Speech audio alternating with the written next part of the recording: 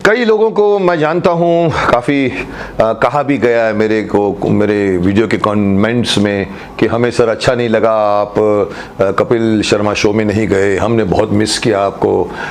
अब आज तो ये पूरी कहानी खुल चुकी है कि मैं क्यों नहीं गया और क्यों नहीं जाना चाहता था। लेकिन एक बात जो थी वो ये कि मैं नहीं गया था और ऑफ कोर्स उस शो को मैंने पूरा देखा और मुझे ये भी मैं कह सकता हूँ कि उस शो में शालीनता फिर भी थी, जो रामायण के शो में जो मैंने एक सवाल उठाया था। तो अब उस शो में मैं नहीं था। बाकी जितने भी लोग थे उन्होंने किया क्या, अपने अपने संस्मरण सुनाए, अपनी अपनी यादें सुनाई।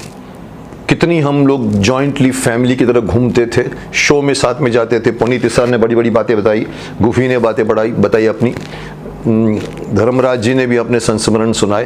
तो मैं इतना ही कह सकता हूं कि चलो जो लोग भी अगर मेरी एब्सेंस से निराश हुए तो चलो मैं भी आपको अपने महाभारत के संस्मरण सुना देता हूं। कपिल शर्मा का अगर प्लेटफॉर्म नहीं तो क्या हुआ, मेरे पास अपना खुद का तो प्लेटफॉर्म है, आप हैं, मैं हूं। चलिए कुछ बातें मैं भी कह देता हूं आपको। सतना, इलाहाबाद के पास में एक जगह है सतना, वहां पर हर साल बहुत बड़े लेवल पर कवि सम्मेलन होता है।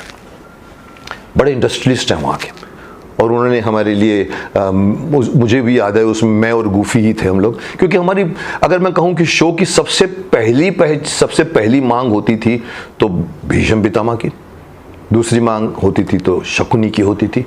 तो हम लोग टॉप लिस्ट में थे और हम लोगों को बुलाया जाता था। तो मुझे याद है हम लोग सतना में गए थे और सतना में कवि सम्मेलन हुआ, बड़े अच्छी तरह से अटेंड किया। और उसके बाद में जब हमको छोड़ने की बात हुई एयरपोर्ट में, सतना जो है वो इलाहाबाद एयरपोर्ट से दूर है, इलाहाबाद से भी कम से कम दो घंटे की ड्राइव है शायद वहाँ से।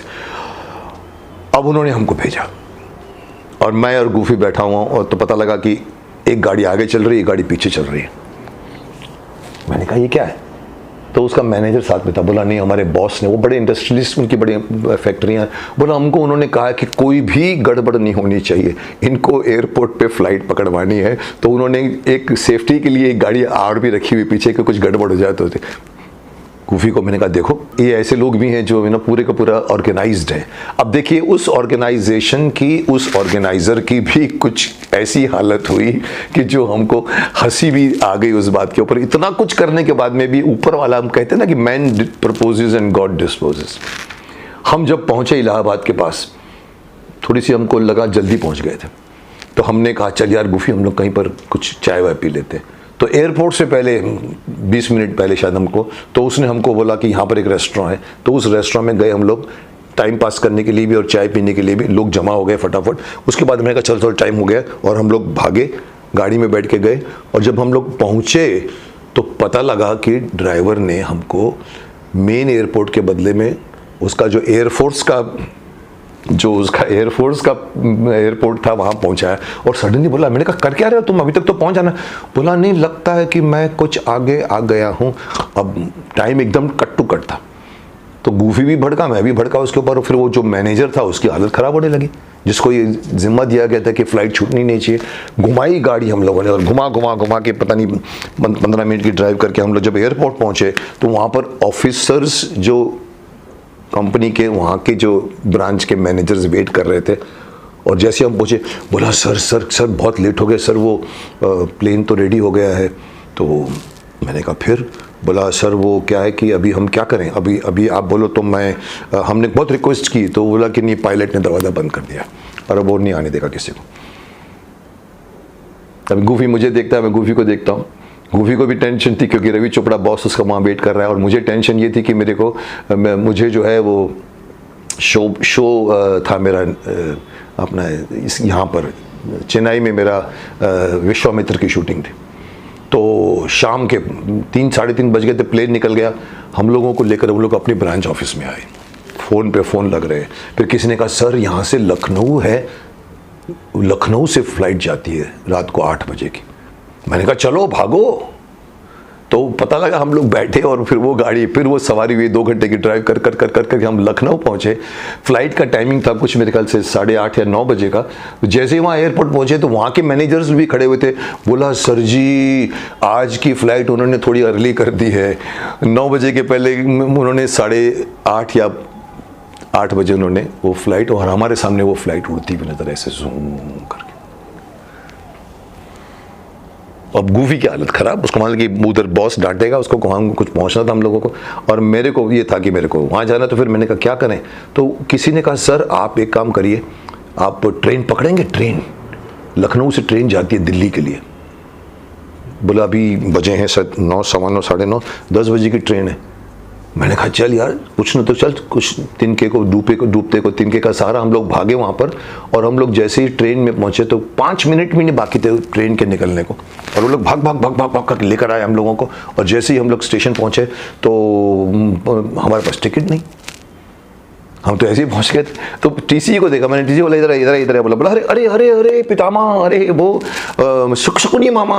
तो मैंने कहा देखो हमारे पास, हमको निकलना, दिल्ली पहुंचना। अरे चलो ट्रेन आपकी है, घुसा दिया उसने हमको। पर किसी ने उसे चक्कर करके बोला सर फर्स्ट एसी में तो नहीं है सर, एसी में जगह हम कर लेंगे। मैंने कहा चलो ना करो, तो हम लोगों को एसी में बिठा दिया।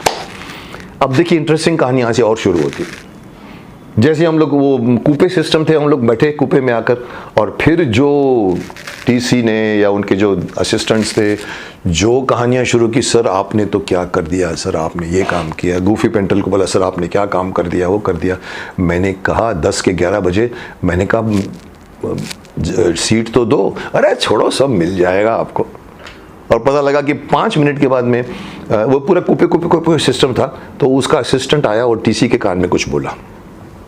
हम लोग बातें कर रहे थे, तो टीसी स्माइल किया, थोड़ा एम्बेरस, बोला क्या है सर, एक उधर लास्ट कूपे में एक बंगाली कपल है, साथ में बच्चे भी है शायद उसके, वो उनको हमने रिक्वेस्ट किया तो उन्होंने कहा कि हम पितामा को तो बिठाएंगे लेकिन शकुनी मामा को नहीं बिठाएंगे।